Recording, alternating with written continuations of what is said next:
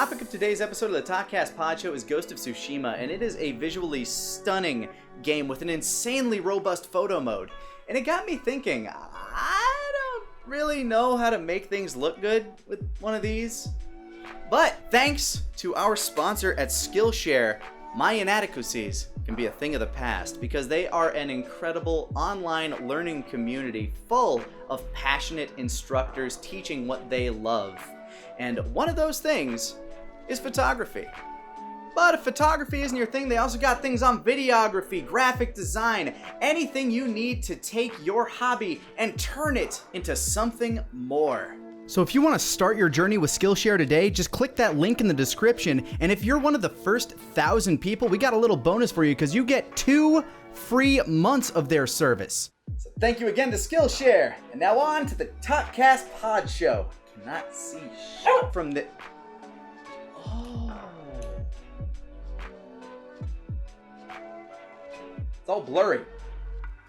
Hello and welcome to the Talkcast Podshow, the #1 show on the internet and followers of the Bushido Code.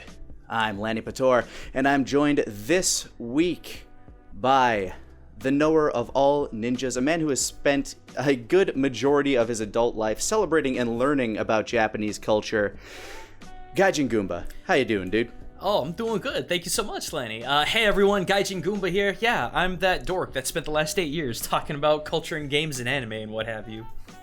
Well, I could not think of a better person to bring on for this topic, Ghost of Tsushima, Sucker Punch's latest and honestly, in my opinion, greatest game to date. It is, if I had more free time, I would kill to play even more. I've been streaming it a lot over on my channel. I know you have as well over on your own personal Twitch. Right. It has been so damn fun just playing a open world samurai power fantasy. Well, I think this is one of the first times we've ever had that. The closest we had, I think, was the Way of the Samurai series, but even that was limited to just little sections of town. Yeah, very true. Although as much as I do love the Way of the Samurai series, I only ever really played the first one. I had a small foray into the fourth one, but I enjoyed that game for its like, you got to use your time wisely. There's multiple endings, things like that. This is a very different beast. Very different beast entirely. Was this your first Sucker Punch game? Have you had any exposure to their games before? See, this is where people are going to be angry because this is my first soiree into Sucker Punch territory. That's not to say that I think that either Sly Cooper or Infamous is bad. I've heard great things from my wife about Infamous. And I definitely need to get into that and possibly Second Son whenever I can, find the time for it.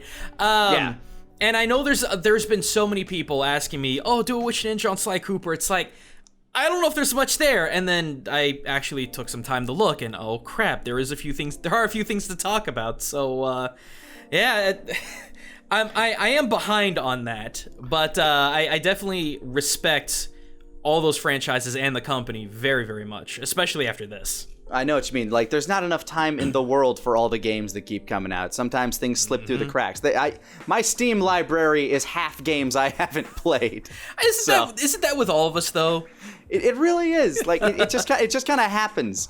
Yeah, the Infamous series was great. I love, sliding across the electric rails using your electric powers and all that. I'm not sure how well the game has aged, if I'm going to be honest, but their latest game has taken my heart. It is absolutely stunningly beautiful. That is the first thing I feel like everybody notices about Ghost of Tsushima, is that the game, even on this generation of consoles, looks absolutely gorgeous. It feels like it's pushing everything to its limit, and sometimes it feels like it is, especially in some of the larger battles. I think what's really interesting, for one, yes, the fact that I don't have a PS4 Pro. I have a standard PS4, and I don't feel like anything's missing. I know a lot of people talk about how, the processing power is better, the resolution's better and whatnot. This is the first time I've ever seen it not really matter that much, whether it be processing the game or showing off the game itself. And the beautiful thing about this game, if there is something you can see, aside from the various Mongol ships out in the ocean, you can and will go there. Yeah. The draw distance is phenomenal. The detail within it is phenomenal.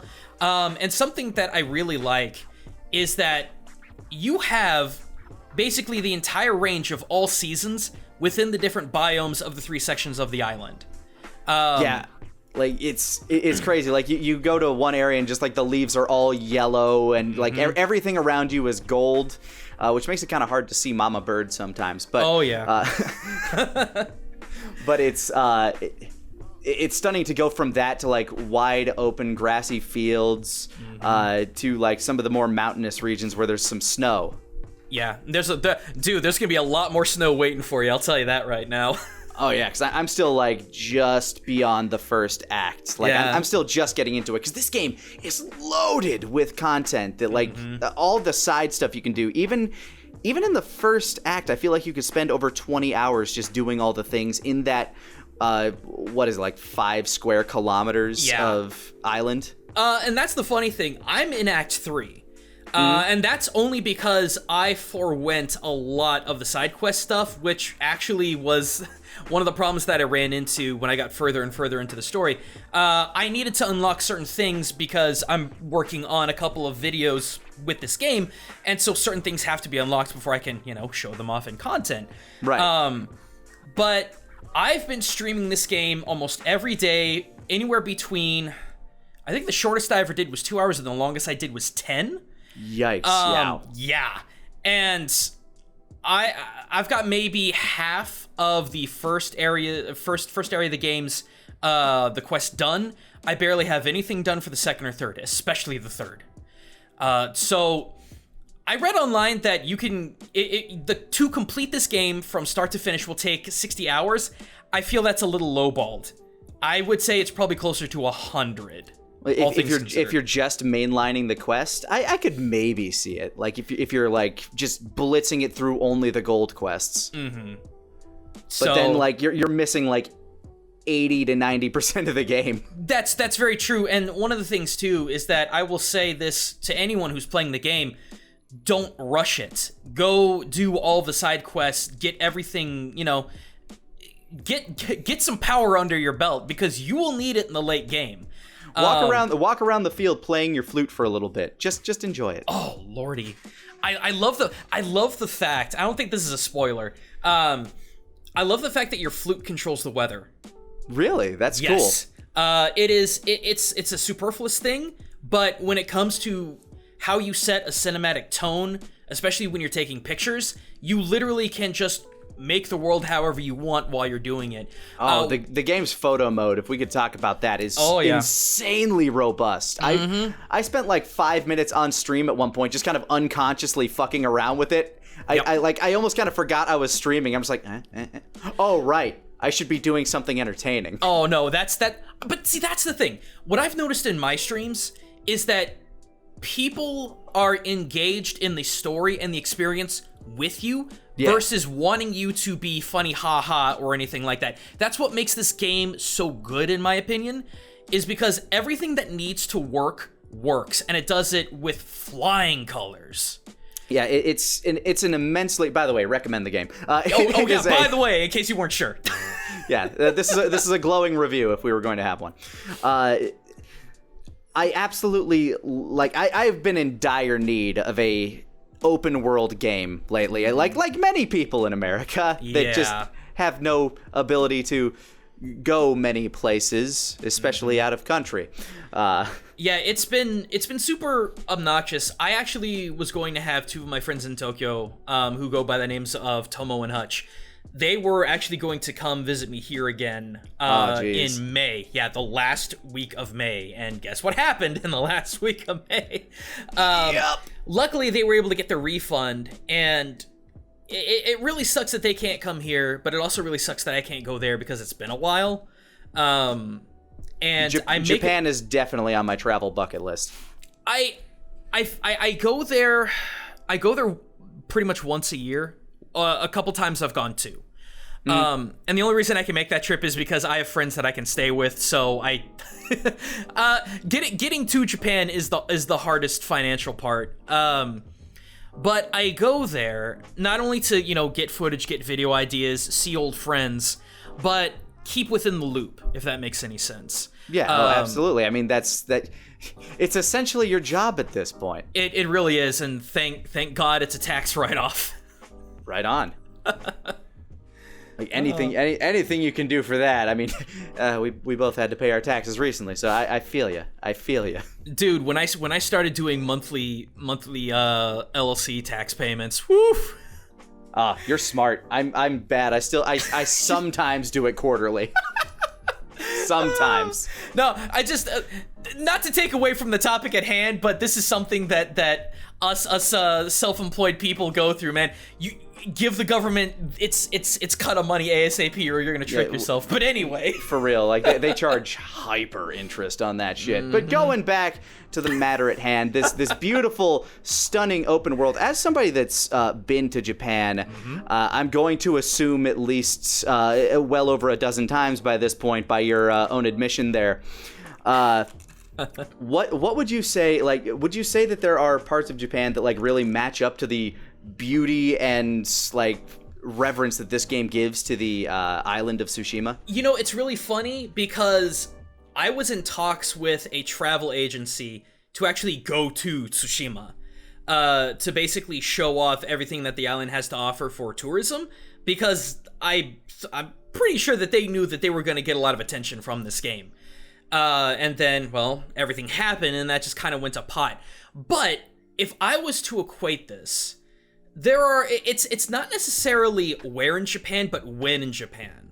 Right. One of the big emphases in this game is nature, which is so critically important for Japan.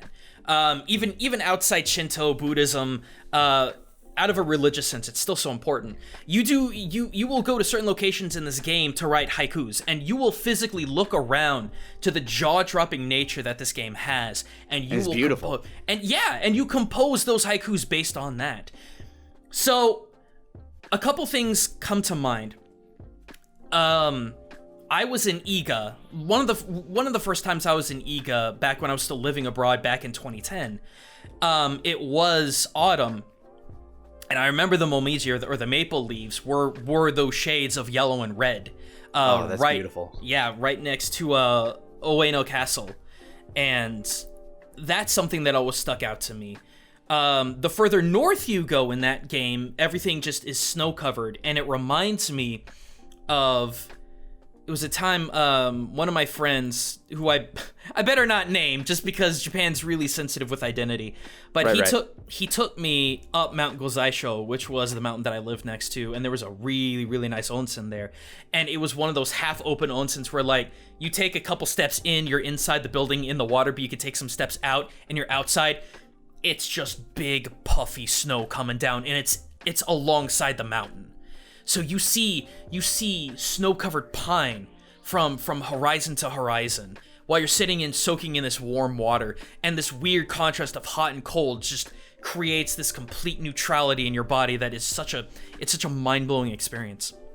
And that's something that you cannot take away from this game. You cannot separate in any aspect the element of nature, because the elements of nature itself mirrors how you play. Oh yeah. When you're playing this game, if you're doing the quote unquote honorable route, it's pretty sunny, it's pretty bright, but then as soon as if you do like the ghost, the underhanded tactics, like it gets stormier. Which I know. I'll say this, even though we're not going to go into spoiler territory too hard with like the story or anything like that. Mm-hmm. The overall plot of the game was kind of spoiled for me by Bill Wirtz's History of Japan, or I guess history of Japan in general. You mean the 20 seconds that he covers the two Mongolian invasions? Yeah, when they come over and die in a tornado. I kind of understand where this is going and why it's getting stormier as the game goes along. Oh God. Fun fact about that. I have not beaten this game yet, and it's probably good that I haven't, because I'm not tempted to spoil. But according to history, not only was Tsushima, but I think, what was the other island? It was not Omi. It was a 3-letter word, and I can't remember. It was like Iki Oki, something along those lines. I'm going to tell you, if you can't remember it, I am not going to be able to help That is completely fine. I want everyone to know right now that I have a brief understanding of a lot of things about Japan. When it comes to the specifics, sometimes I'm a little gray area, because for one person to know everything about something is really hard to do. But the kamikaze typhoon only hits the Mongols when they touched mainland Honshu. I think it was Honshu. Okay. So it's regardless though. No, the theme is really important, and it does lead very well into the Kurosawan elements of this game, which I'm not very well versed in, but I know that you are. I am a film buff. I love a lot of Akira Kurosawa's work. In fact, leading up to the game, I got super fucking drunk over 4th of July weekend, grilled myself up some steaks, and I sat down and I started watching just a bunch of them. Seven Samurai, which I'd seen a few times in the past, Throne of Blood, Yojimbo, Hidden Fortress. I think I worked Rashomon in there, but that's like not exactly the... That's like 10 hours of movies, though. I didn't do it all in one weekend, but I just kind of started and I kept going, and I was like, you know what? Yeah, no, I'll watch another one tonight. Why not? Hell yeah.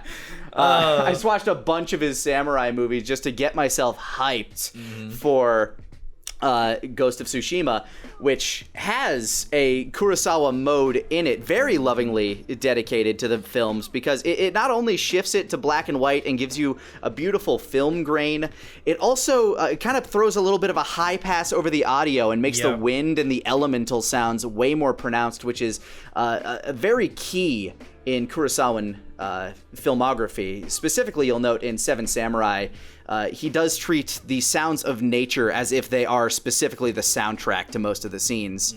Kind of tying back to what you were saying about the respect for nature and the reverence that is given to it. Yeah. But yeah, the sheer love of samurai cinema in this game is very notable, especially in all the title cards and many of the cutscenes. The choices of angles and cinematography, the sound effects, even the acts of the way he cleans off his blade when you swipe on the touchpad to resheath it after every battle, which is honestly the coolest part of every katana fight, just like the resheathing of the sword after I've finished my job here. Yeah.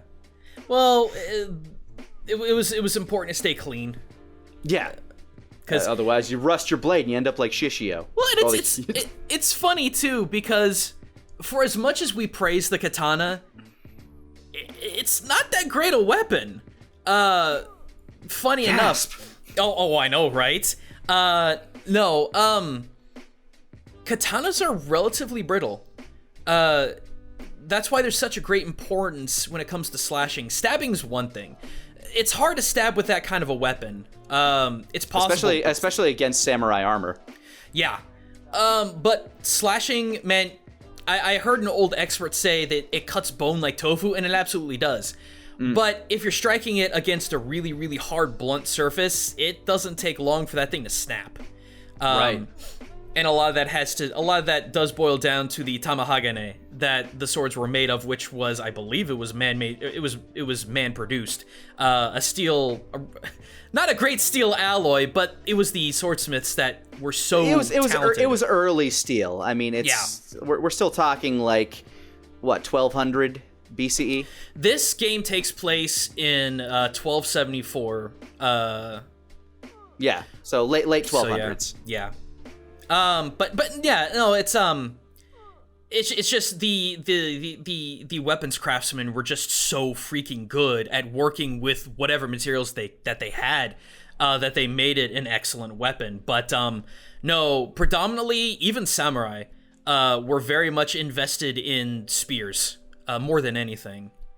But which is weird, because like in every game involving samurai, the spear is very rarely a weapon, and if it is, it's always like a secondary weapon. Yeah, where in reality it's the other way around. Katana fights were very few and far between, at least when it came to traditional warfare. Now, back at this period of time, one of the things you do in this game is you have the option of sneaking around, or you can call out for opponents. This is actually historically accurate.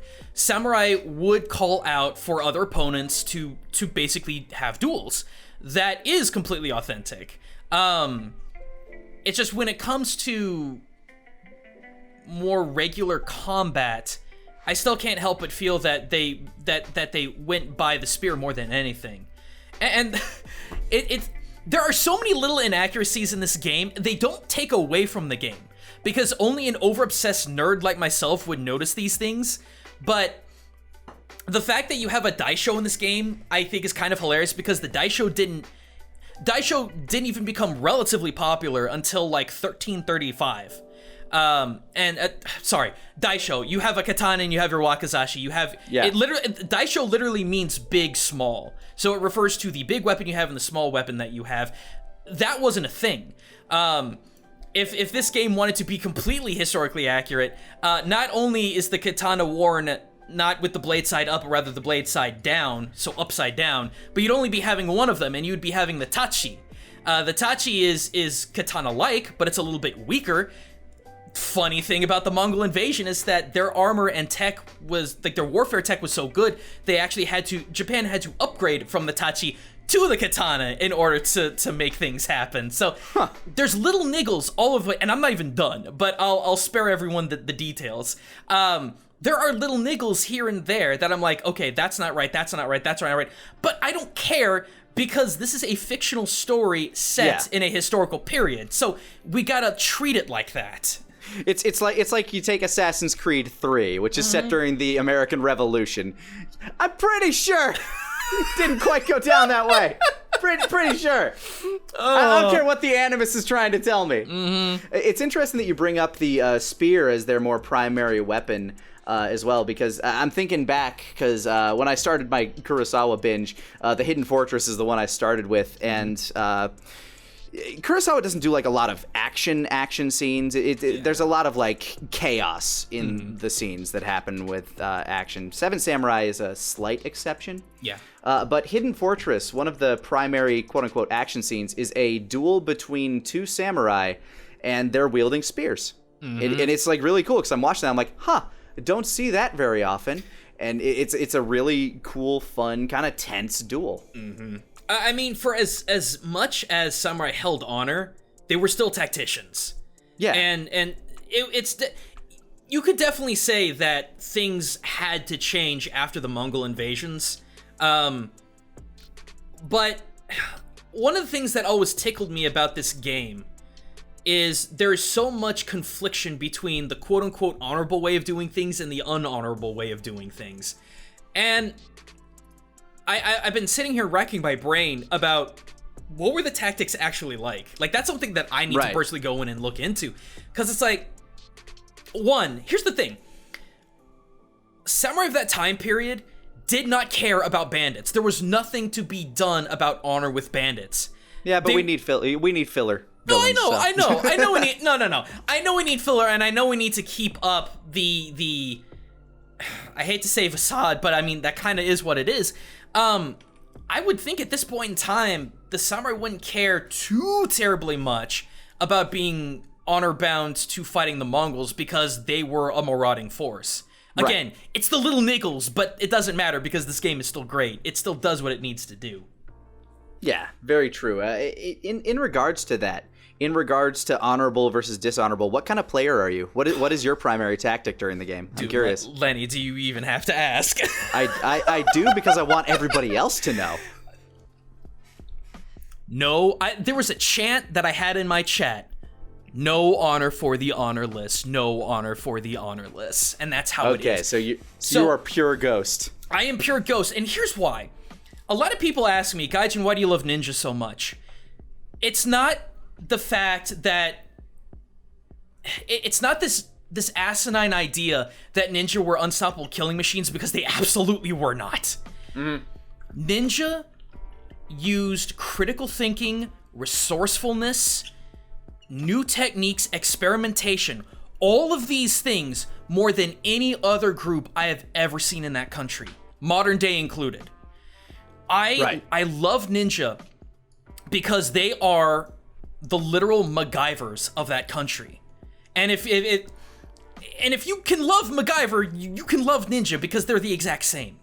One of the biggest frustrations that I have from time to time when it comes to Japan is their rigid stance on form and function, which most of the time it works, but there are a lot of times it doesn't.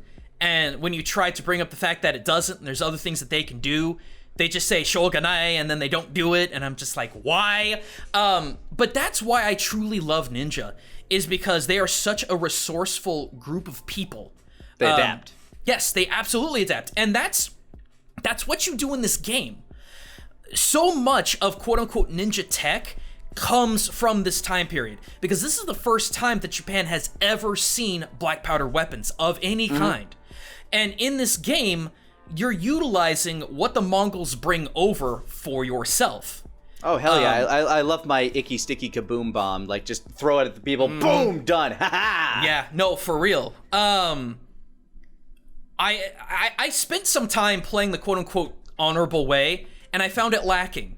Not necessarily because it was in poor form or it didn't execute well. It did fine, but it left you so limited in what you can do.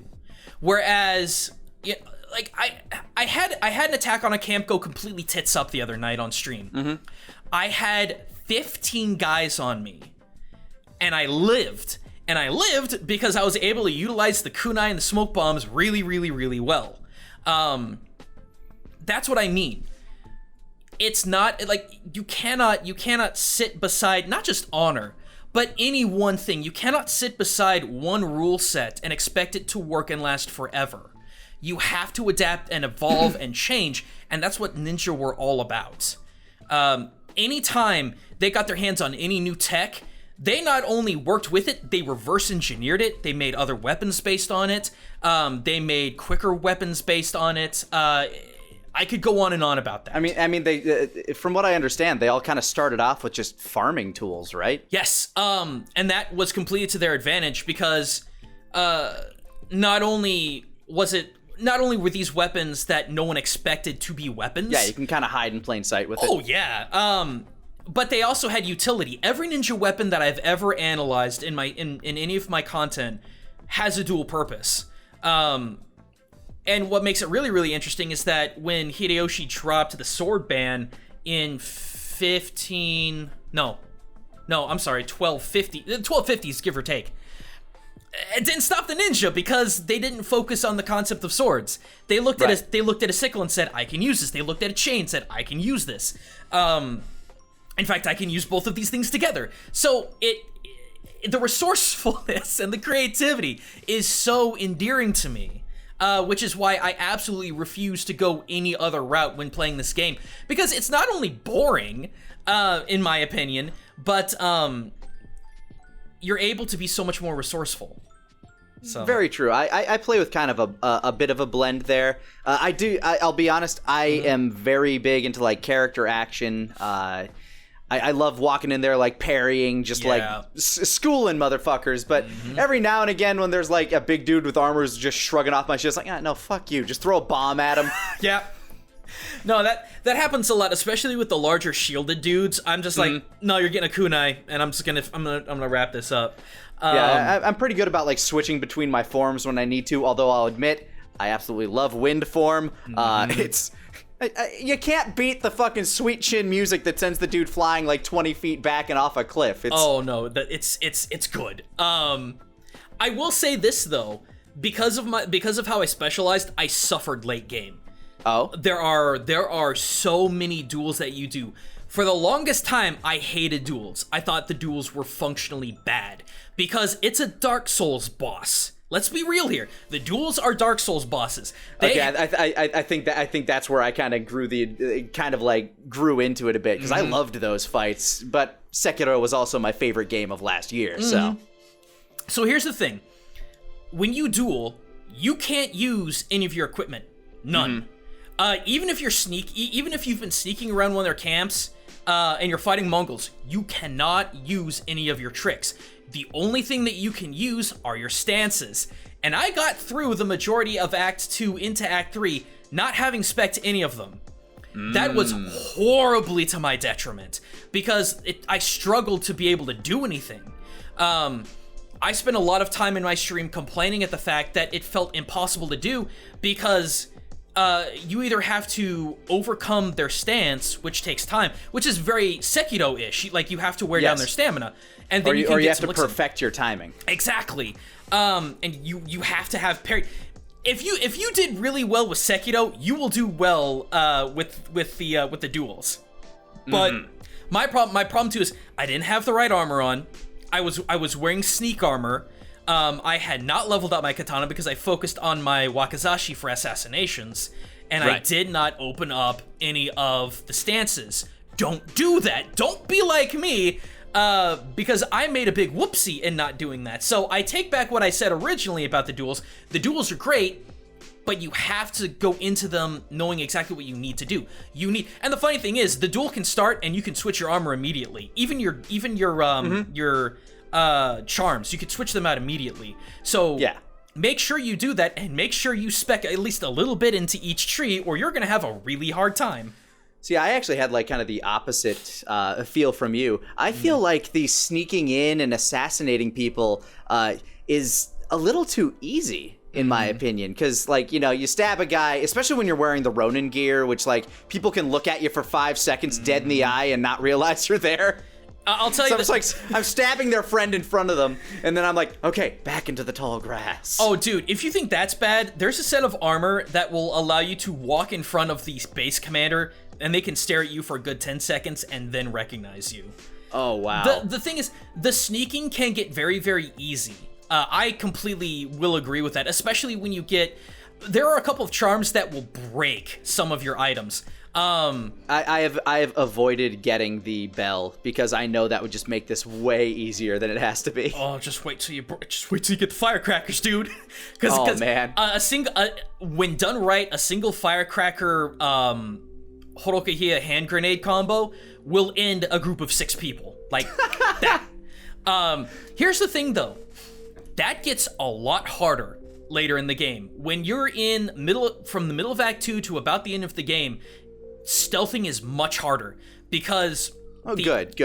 Like you kind of need that. Well, the enemies are more aware. They bring out dogs, which sniff you out, and you're not given as many opportunities. And when you start blowing through your resources, you're kind of stuck. It can get really rough, especially with the dogs. Absolutely. I will say that it is harder to do it the honorable way. But if you don't have at least a decent amount of understanding about how the sword combat works, it's going to be a really uphill battle. Because you have to... Especially because the game does not have a target lock-on. No. By design, by the way, because it expects you to be fighting multiple people at the same time.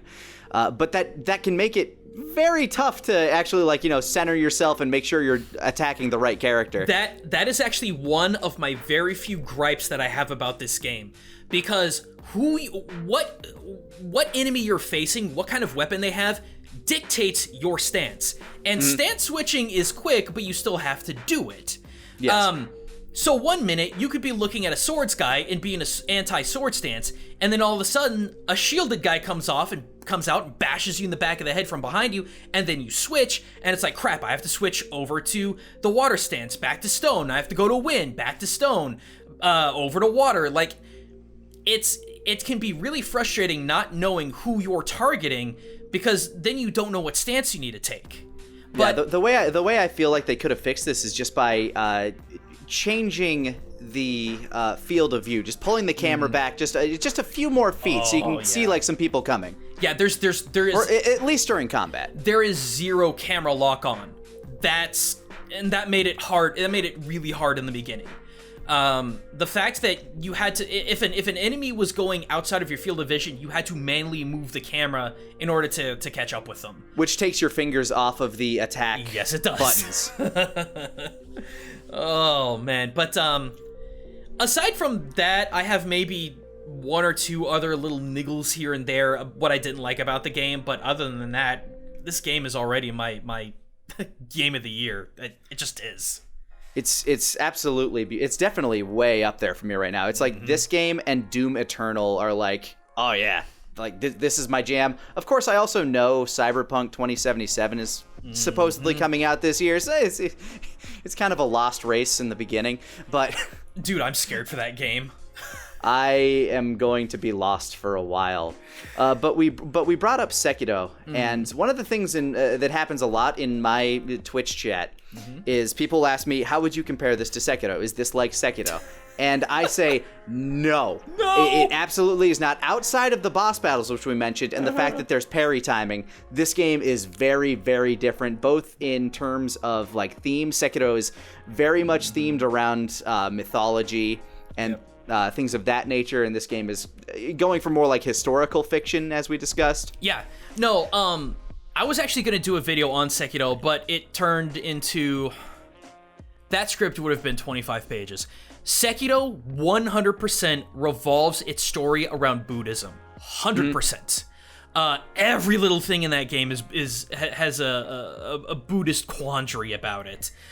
Whereas this game, yeah, it is a fictional take on a historical time period, which is something that I hope people eventually come around to understanding.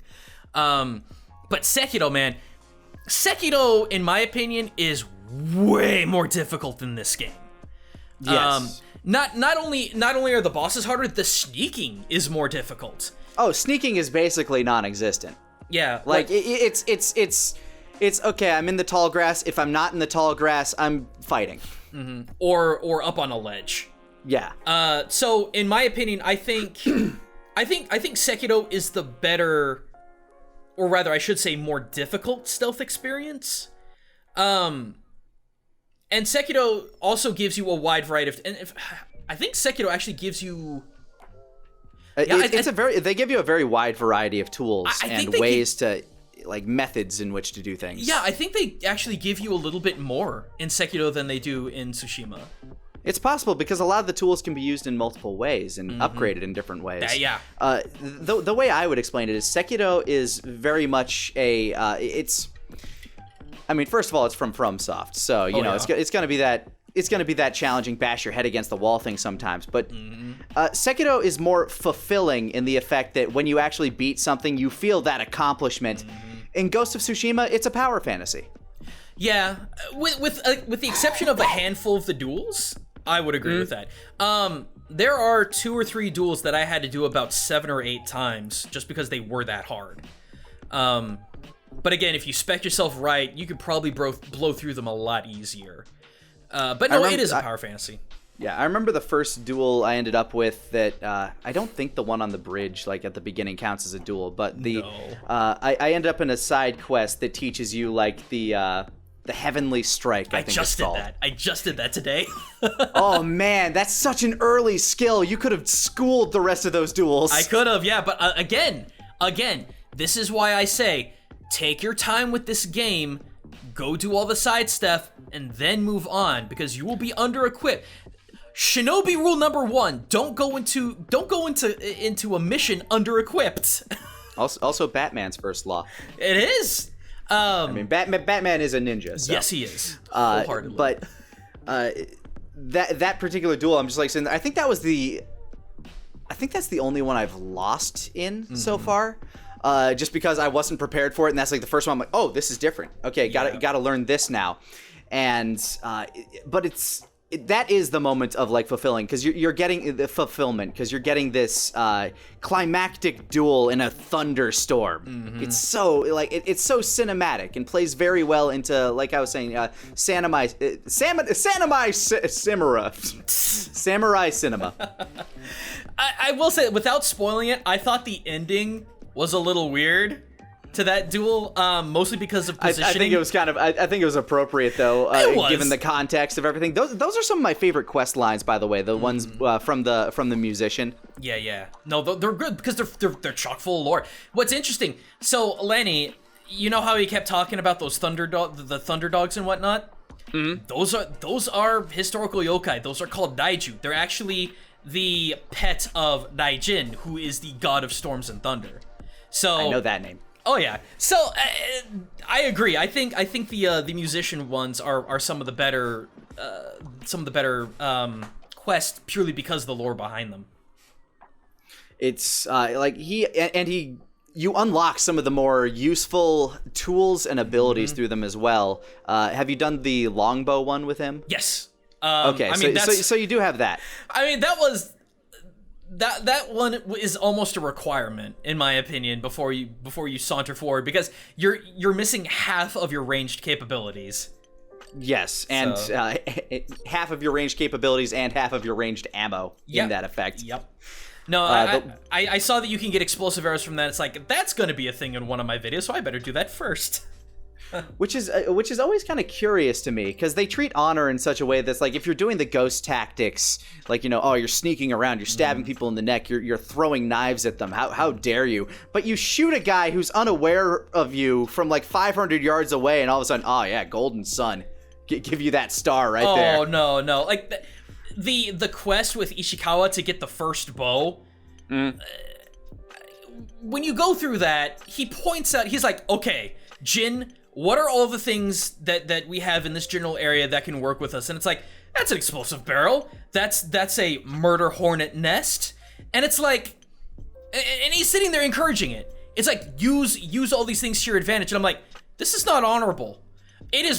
I can't think for a minute that it would be honorable to literally throw a hive of murder hornets at anyone and thinking it's honorable combat in any way, shape, or form. So I agree with you. There's a little bit of confusion in what exactly is honorable combat in this game. Also, if we're going to talk about like the murder hornet nests that are apparently everywhere wherever there's an encampment, a lot of people just stand by them, just like, whatever, nothing wrong here. Like, the hornets are very non-territorial, luckily, until you attack their nest, I guess. How accurate is that? From a ninja perspective or from a samurai perspective? It matters. From somebody who's been to Japan and maybe has encountered murder hornets perspective. Oh, as far as them exist, yeah, no, they're not everywhere, but they are around enough that there is actually specific divisions of employment that is purely for the removal of murder hornet nests. That is a terrifying field to be in. Yeah. But a good field to have available. Well, I mean, the thing is that if you go in prepared, you could deter all the problems. I mean, they've got very specific... What they did, they have a very specific process. They actually will have heavily protected suits on. They actually put a bag over, either over or under the nest, and then cut it and then tie up the bag. Where are they gonna go? And then, I don't know, they probably chuck it into a fire or something like that. Just and hope that it's enough to consume it. Yeah. So no, wildlife in Japan is even in this day and age is very prominent and still does pose quite a bit of threat. I tell you what, one of the funnest things to do in Tsushima, occasionally Mongol camps will have caged bears. Yes. That is actually a ninja technique called the Jinto Jippo, which is a set of jutsus that use either circumstances of people or live animals. And yeah, letting out good old Winnie the Pooh to wreak havoc on the camp, it's pretty effective because bears can yeet, and they yeet far. I've had one yeet me off a cliff to my death. So yeah, take advantage. I remember the first time I encountered a caged bear. It was when you're helping out your Mugiwara Nakama to help him try to get some food for his friends. And you're just like, oh, I hear a bear on this boat. What? And then you see that it's just in a cage next to like a bunch of dudes. Oh, this should be fun. I bet if I shoot that lock, it'll open. Yeah, it did. And then just takes care of everybody. And I feel really bad for having to kill the bear after that, but you do it. Oh, man. My chat will never let me live it down for killing. But the problem is that bears drop the most pelts, and you need pelts to open up your inventory. And deer drop nothing. Deer drop nothing. You want to know why, though? It's because deer are technically sacred. Oh, so you shouldn't be shooting the deer in general. No, you really shouldn't. Though it's hilarious because deer are really stupid. Yeah. It's why they have, like, a whole forest, like... Aren't there just, like, parks in Japan where you can just go up and, like, feed the deer, pet the deer, because they're just chilling? That's Nara specifically has an open deer park. The problem is that they're all still wild animals. And and they can actually be more problematic than anything. When I went there with a couple of friends, they are so vehement about getting deer cookies from you because they know food is around, and they know that they know they get their primary food source from people. So they get aggressive. I had one actually tear into a a paper bag that I had because I was doing some shopping around the area. He's just sitting there biting and trying to tear into my bag. I'm like, get off! And you can't swat them.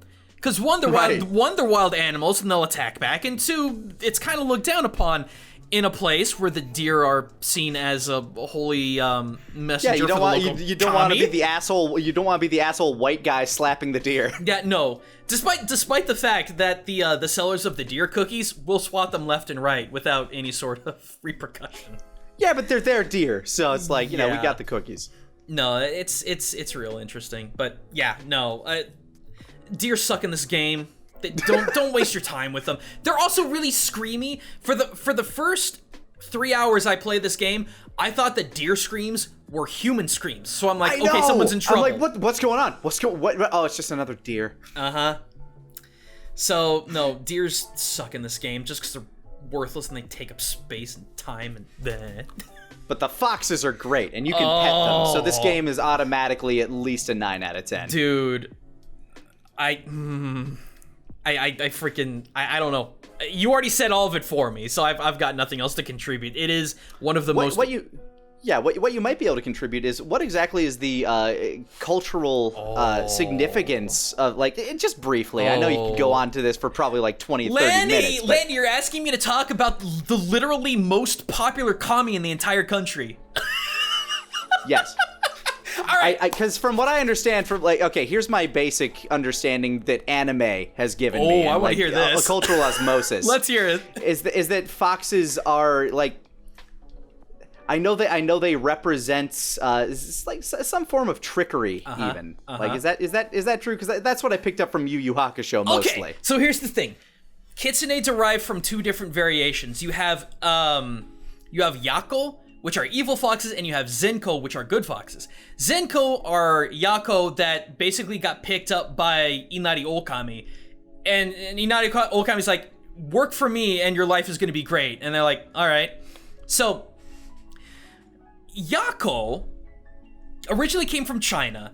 These are foxes. These are literally succubi. These are East Asian succubi. Yako will I suppose those are the foxes I'm most familiar with in Japanese folklore. Yes. These are the ones that will turn into hot women and then suck out your soul through succubi means. Love, death, and robots. Yes. But then you've got the Zenko.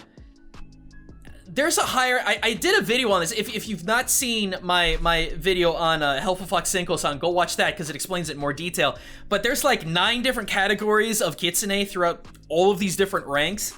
But the thing about Inari, I know it's kind of weird that there are so many different little fox shrines in this game, but what you have to understand is that 2/3, was it 2/3?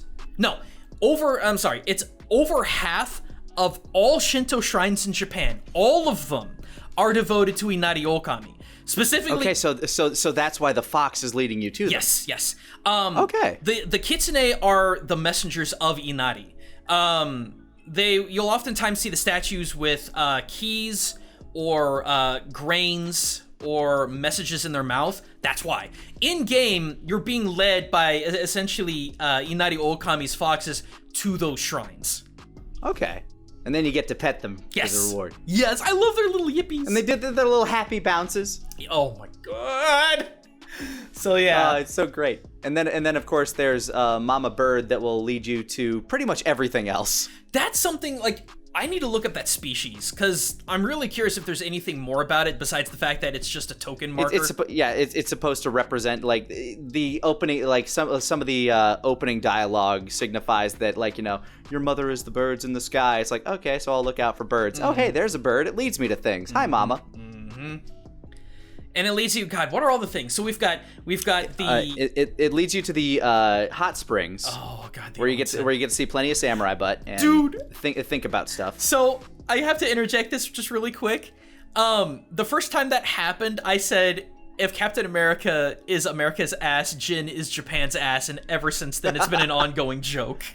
Now that's Japan's ass. Now that's Japan's ass. Even the voice actor who played Jin was playing this game and is like, yeah, it's my butt. Why am I cheering about my butt? And I'm like, I don't know, man. I was cheering too. I think everybody cheers the butt. It's a good butt. Mm-hmm.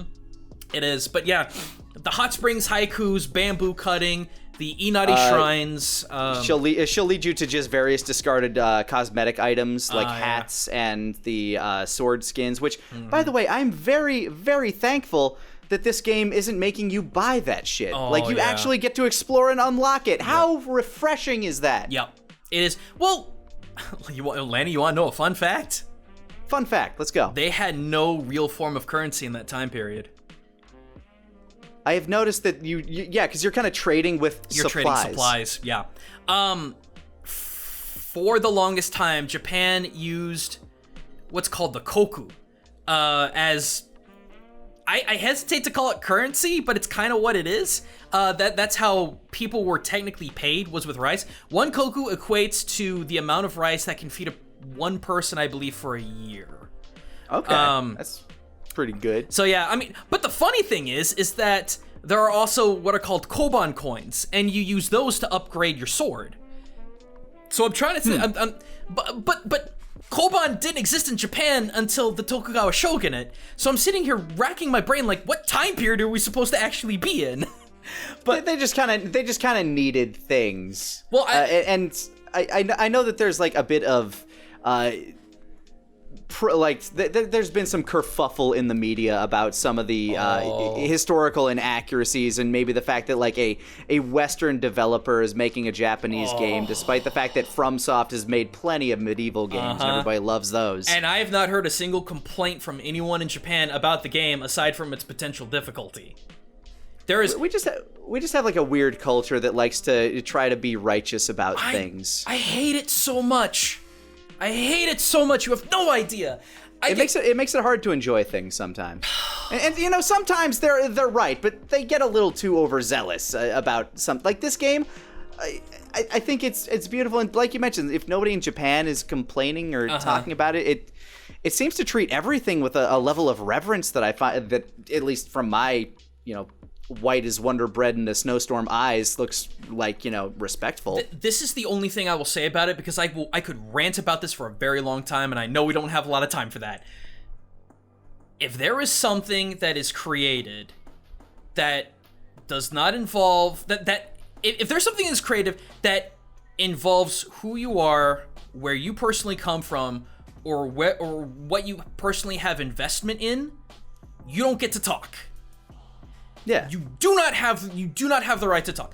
I've seen, I'm not even gonna say it. I don't want to rant, but I will just leave it at that. Make sure to follow Gaijin Goombah on Twitter for various rants. And that the rants will be in my stream.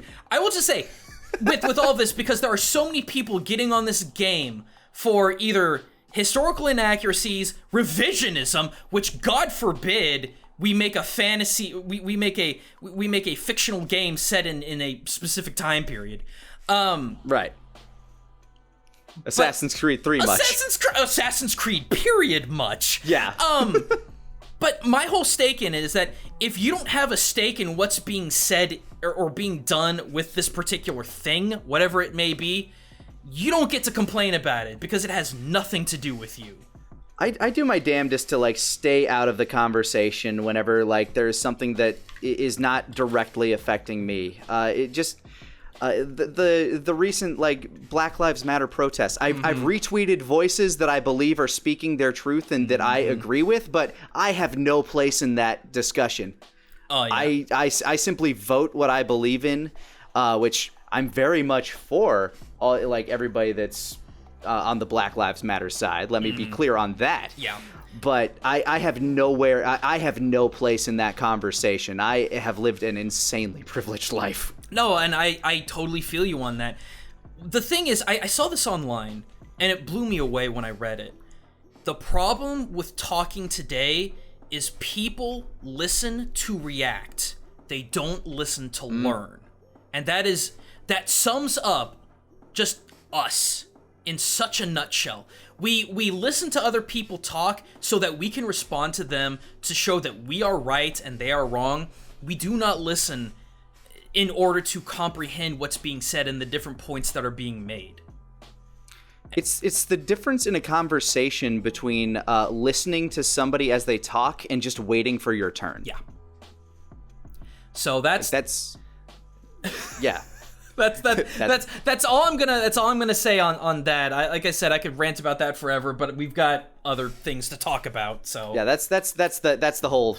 That's a big cultural slice of wax that we don't exactly wax on this particular show. We try to focus on the pop culture. We're trying to be escapism here, just a little bit, you know.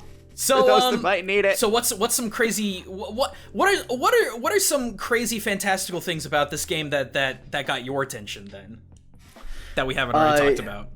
I mean, obviously, I'm super down for like the samurai power fantasy, but this game just kind of like blows my mind every now and again. Whether it's between its visuals, the sheer depth of some of its mechanics. I remember just dying laughing in a number of combat scenarios due to like either AI exploits or I remember like super kicking a dude off a cliff onto another guy who I then shot with an arrow as he tried to flee after getting pelted by his dead friend. And during the opening act, like the end of the opening act's raid, where you're trying to like take back some land, just some of the archers, how they will yell, "Get down!"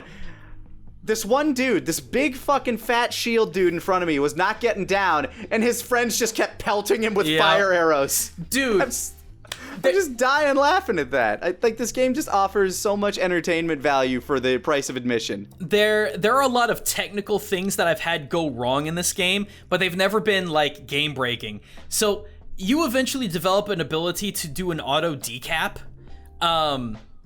So, I got the prompt to do it, except I slashed 3 feet above the guy's head.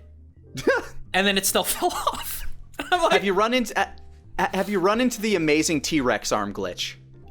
No, do tell. It's the only way I can describe it. Okay, so there's a glitch that happens. It's an animation glitch. I have no idea what causes it, but I got it at a point where you essentially, like, your arms just get kind of locked to your sides. Like you're walking around with Orochimaru after his chakra got drained kind of shit, after his soul got siphoned. And if you pull out your sword, you kind of hold it out like it's a lightsaber dick. And, like, you're just, like, whipping it around from that point. You hold your bow and arrow inside your torso. It's hysterical to look at. So it just looks like you have, like, little tiny T-Rex arms trying to wield your stuff as they're, like, strapped to your side. It's hysterical. I don't know what causes that glitch, but it's amazing. I need to see. I've not had that happen. I need to see that. One of the funniest things that happened to me was an AI screw up where there are a couple of different quests where you're going in and liberating people, like you're cutting their bonds and having them leave. I had one lady run in a figure 8 for probably a solid minute before she finally left. You know that little like weird light brisk jog that they do? It's like not quite fast enough to walk. It's too fast to walk but not fast enough to run. She just sat there doing that in a figure 8 for almost a solid minute and then she decided to leave.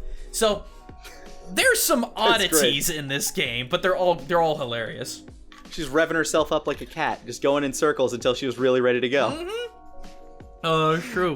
Like little glitches in games that are overall very well polished, just kind of like make the experience sometimes. Yeah. One final topic of conversation I wanted to get into. It might send us a little over time here. That's fine. A little. What is it, do you think, in as brief a terms as possible, it is about the samurai in general, as opposed to like Western equivalents like the knights, that makes it so like it makes it permeate and so like permeate so many cultures and makes it so fascinating in pop culture? What do you think it is about the samurai or the ronin as opposed to like the knight? The level of devotion, hands down. Yeah? Hands down. Knights had a certain level of autonomy. They were never bound under a lot of pressures that samurai were faced with. the life of so much of a samurai's life was meditating on the concept that they could lose their life at any time. And the reason why that hits so much harder than it does knights and other Western contemporary medieval culture is because the death of a samurai could come from anything. Not necessarily, not even necessarily combat. Your life could end legally by your lord or by your daimyo's word. Just by saying, "Hey, go die." Yeah, literally. And is that different from seppuku at that point, or, no, it's or the is same. that a part of it? It's a part of it. But so much of the arts that samurai study, a samurai would study a lot of the different arts specifically so they could be focused and contemplative on the concepts of life, death, servitude, things of that nature. That's something that knights never had to deal with. Knights couldn't, especially knights that like Catholic knights, for lack of a better way to put it, which made up Templars and shit. Yeah, which made up the majority of them, because suicide is was banned, I believe, because absolutely against the religion. Yeah, because of contemporary Catholic Christianity. So that was a non-factor. The other thing that we get really absorbed into is the level of loyalty that samurai express. Knights could bum around. They could. Knights had a lord, but a knight's prestige came more from its lineage rather than who a knight served. It's not that way. It's not that way when it comes to samurai. Anyone could become samurai if they had the right opportunities. The caste system of one born samurai stay as samurai, that only took place during Hideyoshi's rule in the what was it? 1620s, 1630s, 1600s. Yeah, it was early. I believe it was early 1600 because it was 1601, I think, when Oda Nobunaga was assassinated. So we're talking early 1600s. Before that time, anyone could become a samurai. And there was a lot that you could gain from it, but a whole lot to lose. So the concept of Ronin is really interesting to me because we elevate Ronin so hard within our own contemporary Western concepts. Yeah, especially because of anime. Exactly. No one wanted to be Ronin. No one wanted to be Ronin, because to be Ronin means that you were worse than merchants, and merchants were on the bottom of that that sociological totem pole. If you had no one to serve, you were kind of treated like a stray dog, for lack of a better way to put it. That's why so many of them went into banditry. To lose one's lord was a huge detriment. Not only because of the social status, but also you're not going to have a job anymore. And unless you had the ability to either really bum it well as a merc or open up your own dojo, which not a lot could do, you're done. There's nothing else for you. That's why loyalty was so. That's why the tale of the 47 Ronin resonates so much with us, is because we see it as, oh man, these 47 guys were so loyal and they were so honorable that they went and got revenge for their fallen lord who had to commit seppuku because of a court screw up. Long story. Yeah, one of the few samurai tales that wasn't eventually adapted into an American Western. Yeah. But for them, like, yeah, they lost so much.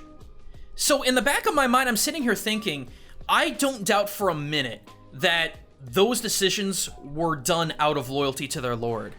But at the same time, I'm sitting here thinking, how much of that was fueled by the fact that they just had nothing left?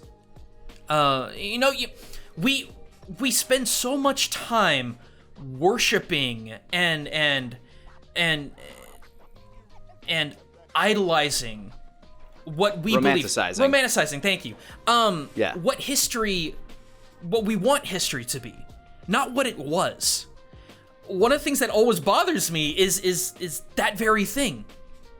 It's so critical to look at, even in a game like Ghost of Tsushima, where it's very obviously a power fantasy, there are historical inaccuracies, but it pays so much to pay close attention to the history of this time period, because when you do, it enriches that experience so much more. I couldn't agree more. So, sorry, that's my soapbox for the day. Absolutely, I could not agree more. And thank you so much for joining me here, for lending your expertise and insights into a lot of these things. I feel like I've come out of this, at the very least, more knowledgeable in terms of like where I'll be going with the game from this point forward. So, I appreciate you having me in here asking about my expertise, because it doesn't happen that often. So. You were literally the first person I thought of when I thought I'm gonna do something on Ghost of Tsushima. I know Goomba's been playing some of that. I'm gonna shoot him a message and see if he's down. So thank you so much for answering my very short notice call on this one. Would you like to plug anything? Let anybody know what they can look forward to with stuff that you got going on, where they can find you. You can find me at twitch.tv/Gaijin Goombah, no H, because of an old joke. I've been playing Ghost of Tsushima nonstop. I'm still doing some of my other contemporary streams, like my Taiko Tuesdays, where I play Taiko no Tatsujin, because I still cannot successfully hook up my electric taiko to actually play real songs for people.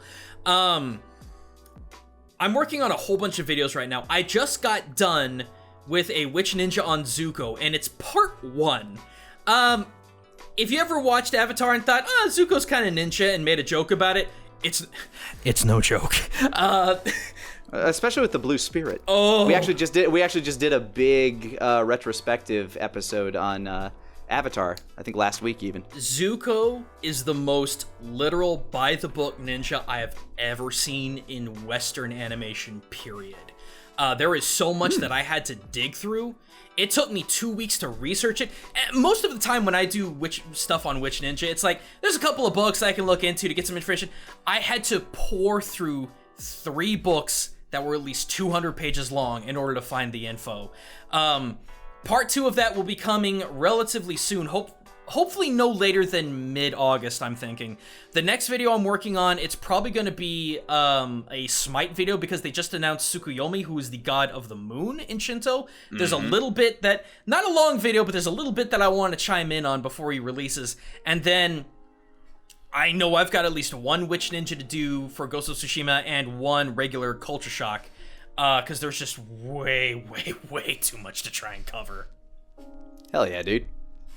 So, well, thank you all for joining us for this episode of the Talkcast Podshow, and we'll see you guys next time. See you guys. Peace out, everybody. But thanks to our sponsor at Skillshare.